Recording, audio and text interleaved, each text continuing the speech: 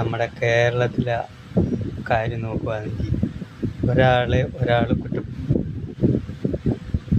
സഹായിക്കില്ല, കുറ്റപ്പെടുത്തും, കളിയാകും, ആക്ഷേപിക്കും, എല്ലാം ചെയ്യും എന്ന കഷ്ടമുണ്ട്. നമുക്ക് അവനെ സഹായിക്കാം, അത് ചെയ്യില്ല.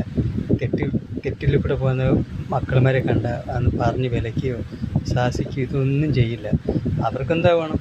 നമ്മുടെ അല്ലല്ലോ. ഇതാണ് 199 നമ്മുടെ കേരളത്തിലെ ആൾക്കാർ.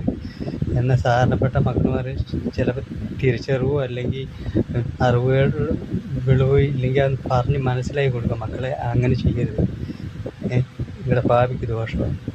ഒരാളും അങ്ങ് ഒരു വാക്ക് പറഞ്ഞു കൊടുക്കില്ല. അവരെപ്പോലെ നമ്മളും അവരെപ്പോലെ ജീവിതമുണ്ട്, അവരെപ്പോലെ ജീവിക്കണം എന്നുള്ള ചിന്താഗതി ആർക്കുമില്ല. അവനവൻ്റെ കാര്യം മാത്രമേ ഉള്ളൂ. സമൂഹത്തിൽ ഇറങ്ങി എന്നിട്ട് വലിയ വർത്തമാനം പറയും.